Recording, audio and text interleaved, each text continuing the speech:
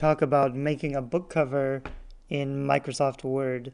And we'll make a front cover or an ebook cover first, and later we'll talk about print covers for print on demand, CreateSpace, Lightning Source. The interesting thing about Microsoft Word is that people already have Microsoft Word on their computers, most people. It comes pretty standard.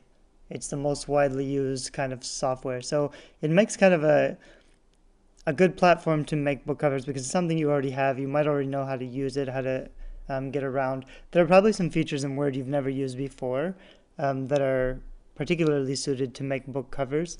And not many people, since before I was trying to find some way for me to make templates that other people could just open and use and edit, I was thinking of a software that was available.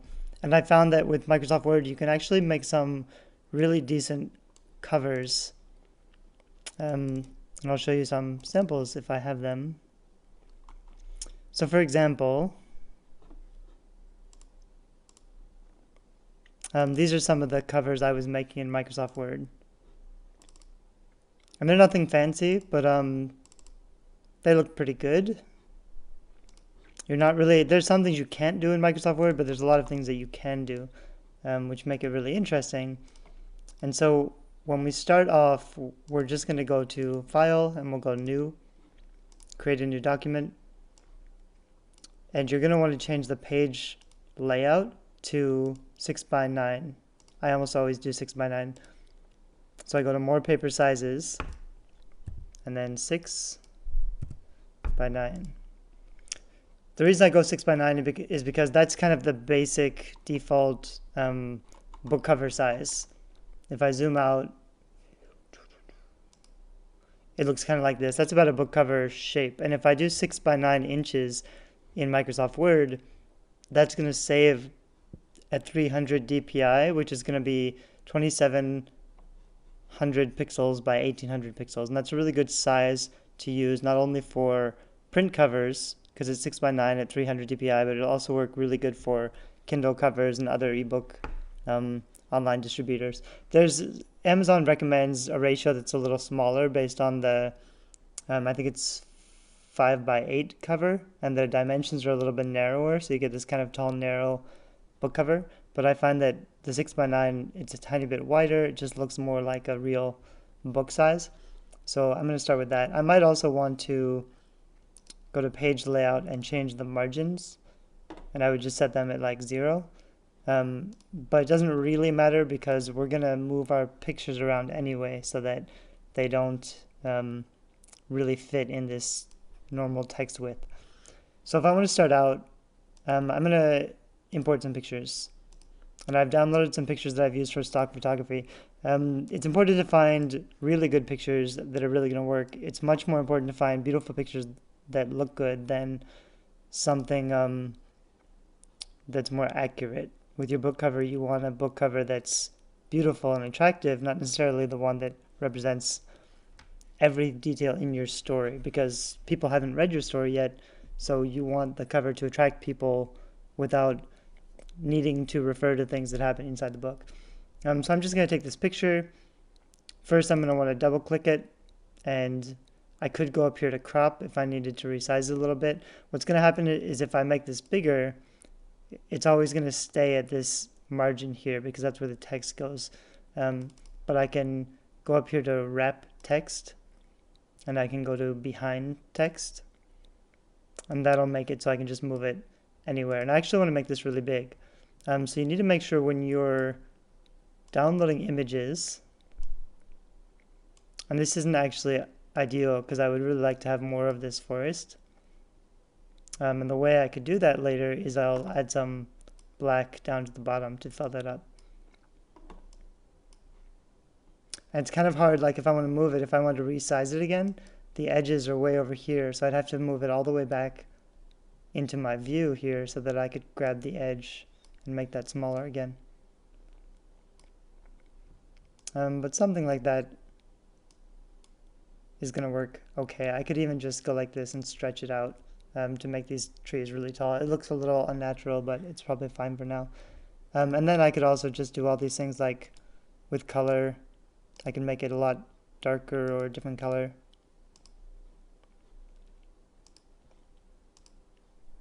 Something like that, but I'm actually gonna just leave it.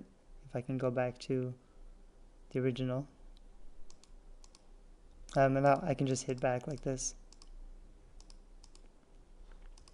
So if I was just doing a one picture cover, it would look something like this. I would add some text in the middle. It wouldn't be that hard to do, and then I would end up saving it. And I'll show you later how I can save it as a JPEG to upload. But I want to add another picture here. And the really nice thing about Word, one of the coolest features, is that I can add another picture. I'm going to take this one.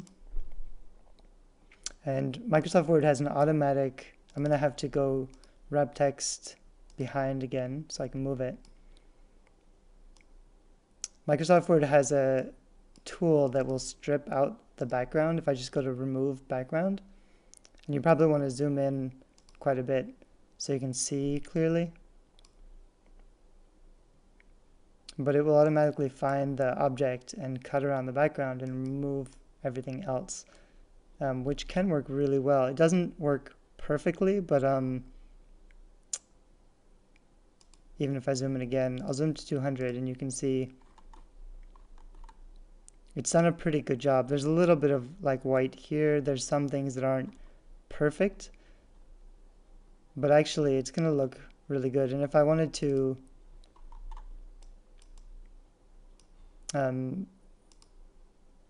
mark areas to remove, I could go in here and try to get a little bit more of this white space. There we go, and that'll be removed also.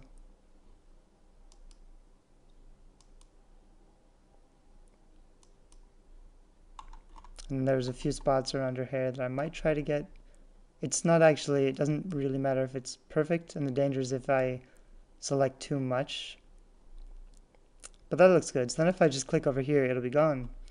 And that looks pretty awesome. I'm going to zoom out again. My screen is a little bit wide, so I don't get to fit everything just like I would like to. But that's kind of how it looks. I'd want to make sure that I put her in a place where she looks, right now she's a little bit tall compared to the road.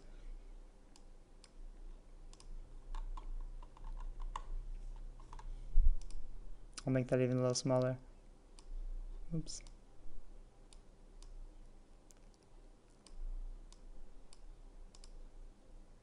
So now I can kind of see the whole thing. And it actually looks like she's kind of there. I'd really want to add some vignette or darker edges around here. We'll do that in a little while. And I'd really like to add a drop shadow to her too. And I'm not sure I can do that, but we might be able to. Quick styles. That's kind of a 3D effect. It's not going to work.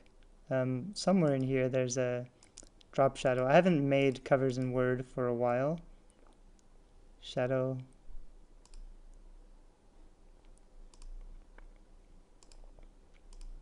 So that didn't quite work. But anyway, it looks pretty good already. We're going to do a few more things. I wanted to add a vignette, like I mentioned. So actually I can go online. These are really easy to find.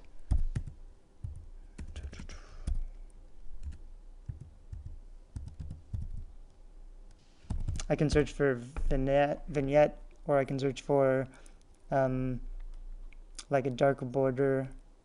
Sometimes I'll search for a grunge border.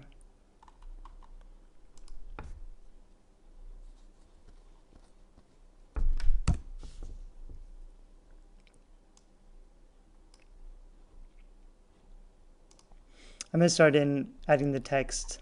So if I go to Home, and I want to go to Insert Text Box, and draw text box. I can just draw one all the way across the cover, and then it's going to end up filled in. So I have to go to Shape Fill, No Fill, and then I also have to go to Shape Outline, No Outline. So then my text box doesn't have any special features. I can go to Center Text. I want to make this bigger, and probably white.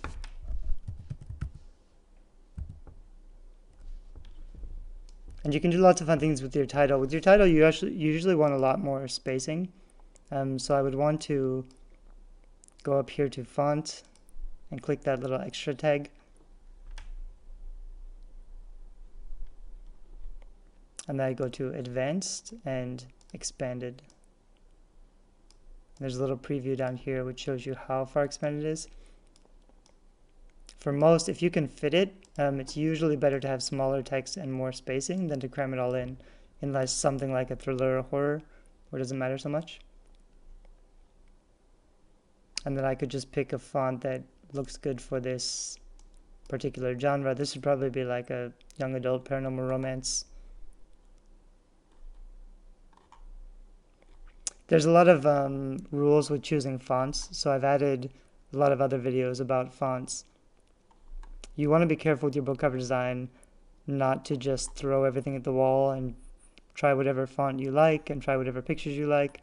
You're probably your own worst enemy when you make book covers, so you want to kind of learn the rules. You want to learn what needs to be done in your genre so that your cover is recognizable as belonging to that genre, and then you kind of want to follow the rules. You don't want to start from scratch. You don't want to do something novel and unique.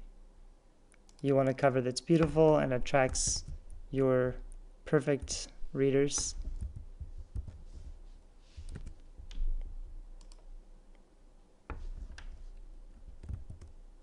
That's weird.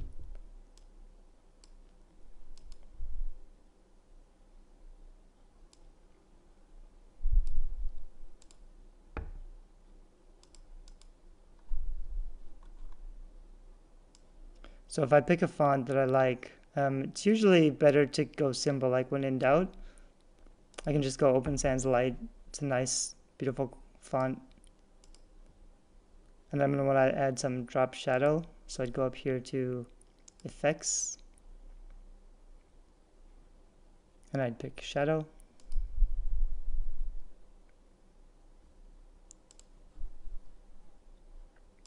And you want to go to Shadow Options because you really want to, here's my shadow. I want to put it somewhere where there's a lot of blur, because I don't want my shadow to be obvious. I don't want it to be so distracting. I'm going to make this a lot bigger.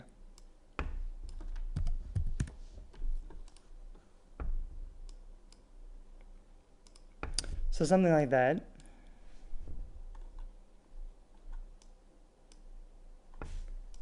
And then I could just duplicate this layer if I go Control Copy, Control Paste. And I put this down at the bottom. Actually, I kind of like it down there. Usually I prefer my author name up on top. My author name at the bottom and the title up on top. But it's kind of fun to have the shadow of this text coming over this girl. In which case, I would just make my author name really small down here.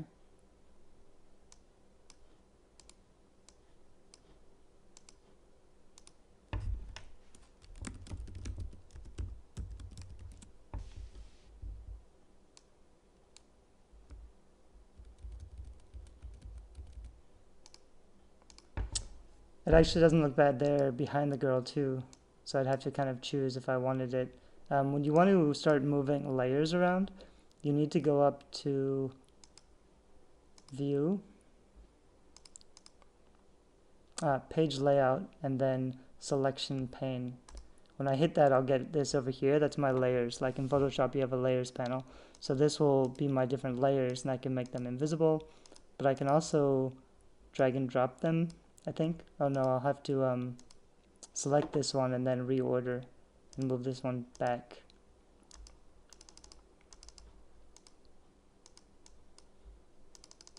And I just realized because this is set up as a picture, I can't move the text behind this picture.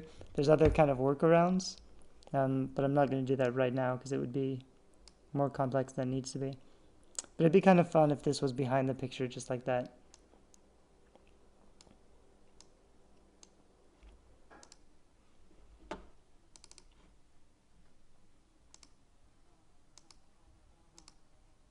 Yeah, it's not going to come in front of the text.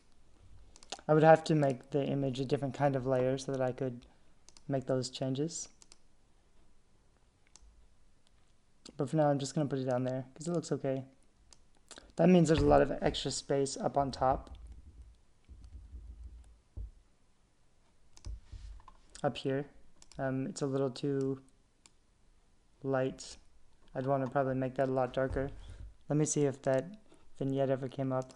So if I search for Google Images and vignette, I should get some pictures that look kind of like this.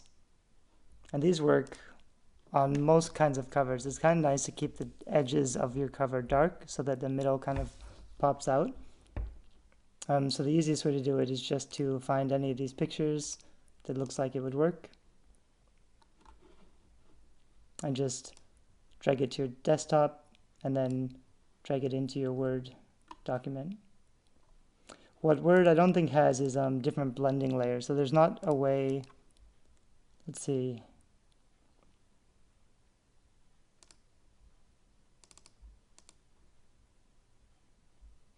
I don't think there's a way to blend the layers together. I may be able to change the transparency. I'd go to fill.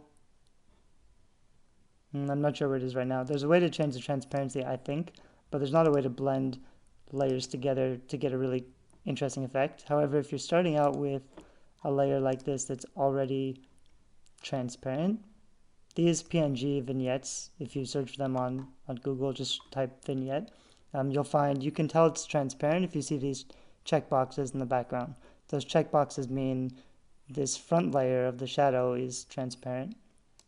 So if I just drag it over to my desktop and then drag it back into my Word file, then you'll see this. And first I've got to go back up to wrap text and behind text so I can move it. Then I can just put it where I want. And it's going to give me a really nice shadow around the edges of my book cover.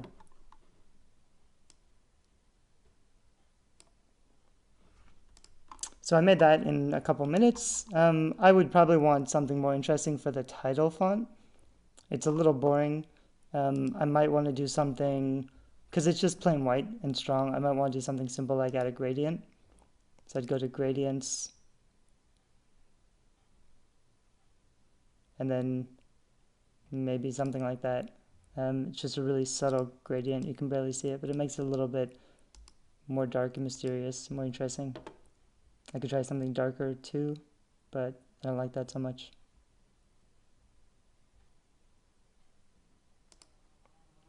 I'm just going to do that. And then I would probably also, it's kind of a little bluish now, I'd probably make this a little darker because it's a little too bold. For the author name, you don't really want a huge text. You want text that fits the genre. Like if you're Stephen King and you're writing a thriller or something, you want your author name to be huge. Paranormal romance covers and young adult, this kind of cover, the author name's usually pretty small. It's actually often in a serif font. Doesn't really matter, but I'll see if I can just add this as a serif and see how that looks.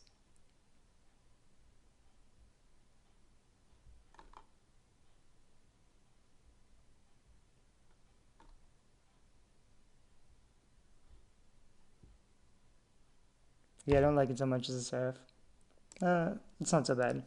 So I could leave it like that. And I could use that as a book cover. It actually looks pretty good. The thing about, I used this remove background to get rid of the background. It worked great. I'm going to do it again in future covers. People aren't going to see your book cover in great detail. Like you're going to want to zoom in and check things out to make sure they look pretty good. But other people are never going to get this close to your book cover. They're always going to see it at full view. They're not going to like bring it up 2 inches from their eye and take a close look at it. So even if it's not perfect around here, this quality it's pretty well done in Microsoft Word. If it doesn't work well, like sometimes it's really hard if there isn't a really strong contrast between the foreground and the background, then the tool won't work so well. And then to remove that background, you'll just want to send it to Fiverr.com or somebody else who can do it for you. So I'm going to want to save this, and to save it, you can't save it as a JPEG, but I can save it as a PDF. If I save it as a PDF, then everything's going to stay in the same place. Let me find the right folder. So I would just save it as Dress in Woods, or whatever your title is. Save it as a PDF, standard size. And this PDF is going to be ready to print at 300 dpi.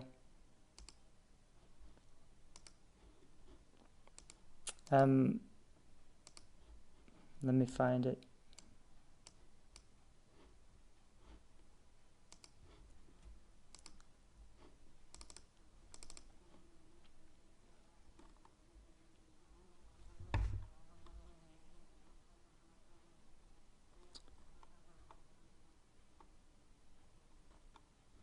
I'm not sure where it went actually. It's here. And the text is pretty clean, it looks good already. This is what the PDF looks like. You can upload the PDF to Kindle, so what you're going to have to do is use an online conversion tool. For example,